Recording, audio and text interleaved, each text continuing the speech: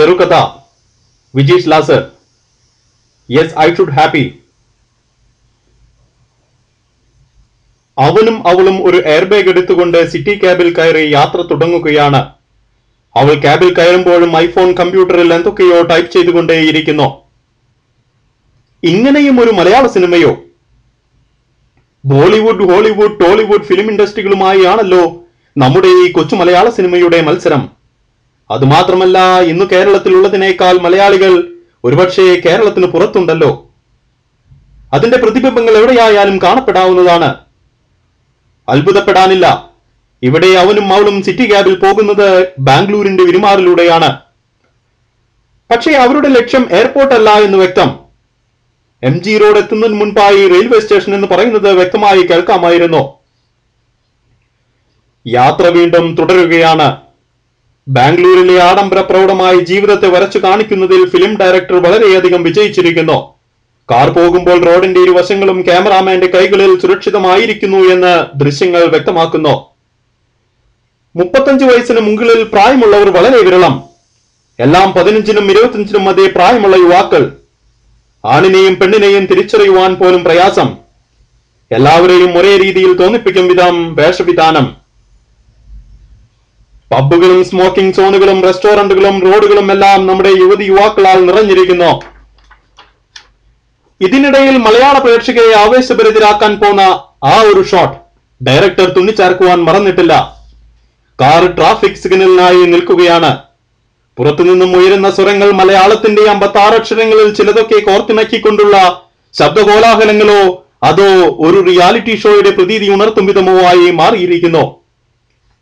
ഒരുപക്ഷെ പ്രേക്ഷകരെ അമ്പരപ്പിച്ചുകൊണ്ട് ഒരു മലയാളിക്ക് മറ്റൊരു മലയാളിയെ മനസ്സിലാക്കാൻ കഴിയാത്ത വിധം മലയാളി ഇന്ന് വളർന്നിരിക്കുന്നു എന്ന സത്യം ഫിലിം ഡയറക്ടർ ഇതിലൂടെ ചൂണ്ടിക്കാണിക്കുകയാവാം. മെട്രോ റെയിൽ പാലങ്ങളും ഓവർ ബ്രിഡ്ജുകളും ട്രാഫിക് സിഗ്നലുകളും എല്ലാം കഴിഞ്ഞ് അവരിപ്പോൾ റെയിൽവേ സ്റ്റേഷൻ എത്തിയിരിക്കുന്നു. ക്യാബിന് പൈസ കൊടുക്കുമ്പോഴും ക്രെഡിറ്റ് കാർഡ് എടുക്കുമോ എന്ന് ചോദിക്കുവാൻ മറക്കുന്നില്ല നമ്മുടെ കഥാനായകൻ. റെയിൽവേ സ്റ്റേഷൻ ഷൂട്ട് ചെയ്യുവാൻ പ്രയാസമുള്ളത് കൊണ്ടോ അതോ കഥയിൽ അതിന് പ്രാധാന്യമില്ലാത്തത് കൊണ്ടോ എന്തോ ആ ഭാഗങ്ങൾ വളരെ വിരളം. പണ്ട് നമ്മുടെ നാട്ടിൽ വിദേശികൾ ട്രെയിൻ യാത്ര ചെയ്യുന്നത് പോലെ കുറെ ഭാണ്ഡക്കെട്ടുകളും പുറത്തു ഞാത്തിയിട്ട് കയ്യിൽ അക്വാഫിനിയുടെ ഒരു കുപ്പി വെള്ളവുമായി അവനും അവളും ട്രെയിനിൽ കയറുകയാണ്. കൂട്ടിന് പല മലയാളി ബംഗ്ലൂരിയൻസും അതുപോലെ തന്നെ യാത്രയാകുന്നുണ്ട്. ട്രെയിനിനുള്ളിലും ബാംഗ്ലൂർ ജീവിതത്തിന്റെ സ്വാധീനം പ്രകടമാകും വിധം വളരെ മനോഹരമായി തന്നെ ചിത്രീകരിച്ചിരിക്കുന്നു. മലയാളവും ഇംഗ്ലീഷും ഹിന്ദിയും എല്ലാം കൂടിക്കലർന്ന ഒരുതരം ഭാഷയാണ് എവിടെയും ഉയർന്നു വരുന്നത്. പൊങ്ങച്ചത്തിന്റെ കാര്യത്തിൽ നമ്മളുടെ നായകനും നായികയും ഒട്ടും പിന്നിലാകുന്നില്ല. ഹണിമൂൺ യൂറോപ്പിൽ പോകുന്നതും ഓണസദ്യ കഴിക്കാൻ 7 സ്റ്റാർ ഹോട്ടലിൽ പോയതുമൊക്കെയാണ് അവരുടെ സംസാര വിഷയങ്ങൾ.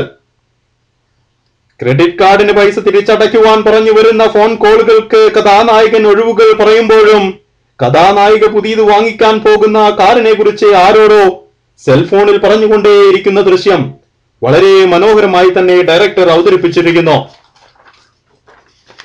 ഇതാണോ നമ്മുടെ ഈ പുതിയ തലമുറയുടെ ശാപം? അവരുടെ ചിന്തകൾക്കും ആശയങ്ങൾക്കും വേഗത കൂടിയിരിക്കുന്നു.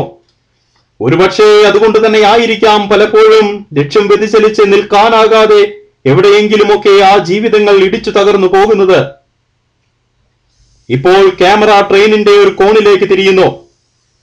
അവിടെ വേറിട്ട കാഴ്ചകളിൽ എന്ന പോലെ ഒരു വയോവൃദ്ധ ഇരിക്കുന്നതായി കാണാം. അവർക്ക് ചുറ്റും അന്യഗ്രഹ ജീവികൾ എന്ന് തോന്നിപ്പിക്കും വിധം വേഷവിധാനങ്ങളും വളരെ വിചിത്രമായ സംസാര ശൈലികളും ഒക്കെയായി നാളെയുടെ ശബ്ദമായ നമ്മുടെ സ്വന്തം വിദ്യാർത്ഥികൾ ഇരിക്കുന്നുണ്ട്. മേക്കപ്പ് മാൻ വളരെയധികം ബുദ്ധിമുട്ടിയിട്ടുണ്ടാകണം. എന്തോ അവർ തൊട്ടടുത്ത് നടക്കുന്ന കാര്യങ്ങൾ പോലും അറിയുന്നില്ല. ഒരുപക്ഷെ അവർ വിശാലമായ ലോകത്തെ ഫേസ്ബുക്കുകളിലൂടെയും SMS-കളിലൂടെയും ഇന്റർനെറ്റ് ബ്ലോഗുകളിലൂടെയും ഒക്കെ നോക്കിക്കാണുന്നത് കൊണ്ടാകാം അതിൻ്റെതായ ഒരു ചെറിയ സമയ വ്യത്യാസം ചിലപ്പോൾ അനുഭവപ്പെട്ടേക്കാം. ഇപ്പോൾ പശ്ചാത്തലത്തിൽ മുഴങ്ങിക്കേൾക്കുന്നത് ഒരു യുവതിയുടെ തേങ്ങലുകളാണ്. ആ തേങ്ങലുകളിൽ പോലും ആംഗലേയ ഭാഷയുടെ സ്വാധീനം വളരെ പ്രസക്തമാണ്. ജീവിതം ഒരു ദയനീയ പരാജയമായിരുന്നു എന്ന് തോന്നിപ്പിക്കും വിധം വളരെ സമർത്ഥമായി തന്നെ ആ കഥാപാത്രത്തെ അവതരിപ്പിച്ചിരിക്കുന്നു. വിശാലമായ നാഗരികതയുടെ ഇടനാഴികകളിലൂടെയുള്ള ഒറ്റപ്പെട്ട യാത്രകളിൽ എപ്പോഴോ കാലിടറിപ്പോയിരിക്കാം. നിശബ്ദതയിൽ നിന്നും ഒരു വെളിപാടെന്ന പോലെ ആ വയോവൃതിയിൽ നിന്നും ഒരു സ്വരമുയരുന്നു. Something is better than nothing. Nothing is impossible. The combination of these both will make success in your life. Yes, it's simple. You should be happy because something is there with you and there are a lot of people without anything. You should try everything because nothing is impossible in the world. ആ വയോവൃതിയുടെ വാക്കുകളിൽ വെളിച്ചം കണ്ടതുകൊണ്ടോ അതോ തീരാത്ത നാളുകളെ കുറിച്ചുള്ള വേവലാതി കൊണ്ടോ അവൾ ട്രെയിനിനു പുറത്തുനിന്നും വരുന്ന പ്രകാശത്തെ നോക്കി നിശബ്ദയായി ഇരിക്കുന്നു. ആ പ്രകാശം കൂടിക്കൂടി വരികയാണ്. പെട്ടെന്നാണ് ആരോ ട്രെയിനിന്റെ എമർജൻസി ചെയിൻ വലിക്കുന്നത്. Sorry for the interruption, a commercial break. ഇത് വാണിജ്യ പരസ്യങ്ങളുടെ കാലം. കണ്ടുമടുത്ത പരസ്യങ്ങൾക്ക് പിടികൊടുക്കാതെ വെറുതെ TV ചാനലുകൾ മാറ്റി മാറ്റി നോക്കി. പണ്ടെന്നോ കണ്ടുമറഞ്ഞ ഒരു ദൃശ്യം ഏതോ ഒരു ചാനലിൽ പ്രത്യക്ഷപ്പെട്ടു. നമ്മുടെ സർക്കാർ ചാനലിലെ ഡോക്യുമെന്ററിയോ അതോ ഒരു അവാർഡ് സിനിമയോ എന്ന് തിരിച്ചറിയുവാൻ പ്രയാസം. പക്ഷേ ഇവിടെയും മുന്നേ കാണാനിടയായ അതേ കഥാനായകനും നായികയും. എന്നാൽ അവർ സഞ്ചരിക്കുന്നത് സിറ്റി ടാക്സിയിലല്ല, സായിപ്പിന്റെ ഇഷ്ടവാഹനമായ കുടുകുടു വണ്ടി, അതായത് നമ്മുടെ സ്വന്തം ഓട്ടോറിക്ഷ. അതെ, ഇതായിരുന്നു ദൈവത്തിന്റെ സ്വന്തം നാട്. എവിടെ നോക്കിയാലും മരങ്ങളും തെങ്ങുകളും വയലുകളും കുളങ്ങളും പുഴകളും എല്ലാം കൊണ്ടും സമൃദ്ധമായ നമ്മുടെ കൊച്ചു കേരളം. കേരളത്തിന്റെ സൗന്ദര്യത്തെ പരമാവധി വരച്ച് കാണിക്കുവാൻ ഡയറക്ടർ പരിശ്രമിച്ചിരിക്കുന്നു. ഇവിടെ ട്രാഫിക് സിഗ്നലുകൾക്കായല്ല വാഹനങ്ങൾ കാത്തു നിൽക്കുന്നത്. ഏതോ രാജ്യത്തെ ഏതോ നേതാവിന് എന്നോ സംഭവിച്ച എന്തോ അവസ്ഥയ്ക്ക് പ്രതിഷേധം അറിയിച്ചുകൊണ്ട് സമരങ്ങൾ നടക്കുകയാണ്.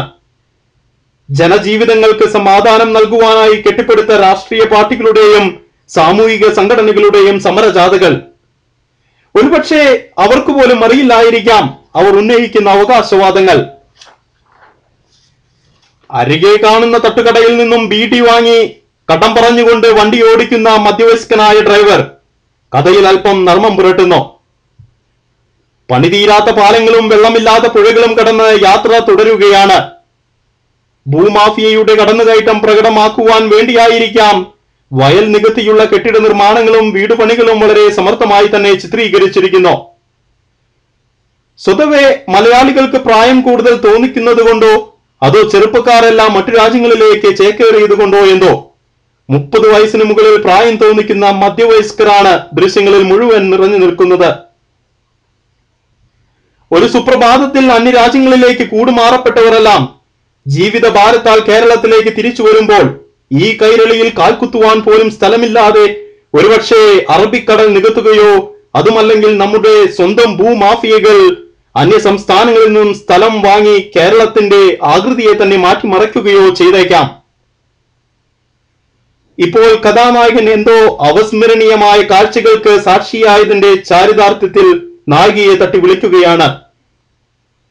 അതുവരെയും വലതുവശത്തേക്ക് മാത്രം നോക്കിയിരിക്കുകയായിരുന്ന അവൾ ഇടതുവശത്തെ ദയനീയ അവസ്ഥകളിലേക്ക് കണ്ണോടിക്കുന്ന ദൃശ്യങ്ങളിലൂടെ ഒരുപക്ഷെ ഫിലിം ഡയറക്ടർ കേരളത്തിന്റെ മറ്റൊരു മുഖത്തെ വരച്ചു കാണിക്കുകയാവാം. എവിടെ നോക്കിയാലും ഒരു തരം ഇരുണ്ട നിറം.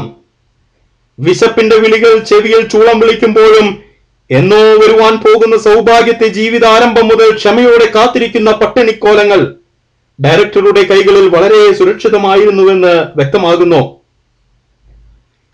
ജീവിതത്തിൽ അവർ ഒരിക്കലെങ്കിലും പുഞ്ചിരിച്ചിട്ടുണ്ടോ എന്നു സംശയം. വിവാഹപ്രായം പണ്ടെന്നോ കഴിഞ്ഞിട്ടും അവിവാഹിതരായ യുവതി യുവാക്കളുടെ നിർവികാരമായ മുഖഭാവങ്ങളാണ് ദൃശ്യങ്ങളിൽ നിറഞ്ഞു നിൽക്കുന്നത്. ഇന്റർനെറ്റും SMS-ഉം ഫേസ്ബുക്കും എല്ലാം ഒരുപക്ഷെ അവർക്കിപ്പോഴും ആംഗലേയ ഭാഷയിലെ വാക്കുകൾ മാത്രമായിരിക്കാം. കേരളത്തിന്റെ വികസനങ്ങളെ കുറിച്ച് രാവും പകലും വാഗ്വാദങ്ങൾ നടത്തുന്നവരും സഹോദരരുടെ വിഷമങ്ങൾക്ക് സാന്ത്വനമേകുവാൻ പ്രഭാഷണങ്ങൾ നടത്തുന്നവരും ഒരുപക്ഷെ ശീതീകരിച്ച മുറികളിൽ ഇപ്പോഴും ആർക്കോ വേണ്ടി പ്രസംഗിച്ചുകൊണ്ടേയിരിക്കുകയാവാം. അപ്പോഴാണ് ഒരു ചൂളം വിളി എന്ന പോലെ എന്തോ എന്റെ ചെവിയിൽ തുളച്ചു കയറുന്നത്. ഒരുപക്ഷെ സമൂഹത്തെ നോക്കിക്കൊണ്ട് പഴയ ആ വയോവൃതിയുടെ വാക്കുകളായിരിക്കുമോ?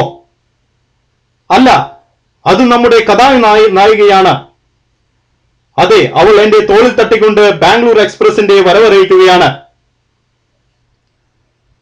ഉടനെ തന്നെ ഞാനും അവളും എയർ ബാഗും ഐഫോൺ കമ്പ്യൂട്ടറും അക്വാഫിനിയുടെ ഒരു കുപ്പി വെള്ളവുമായി വീണ്ടും യാത്ര തുടരുകയാണ്. പുതിയ കഥാപാത്രങ്ങളെ തേടിയുള്ള അന്ത്യമില്ലാത്ത സന്തോഷപൂർണമായ യാത്ര. Yes, I should happy because I have something with me and there are a lot of people without anything. I should try everything because nothing is impossible in the world. Thank you, Vijish Lasar.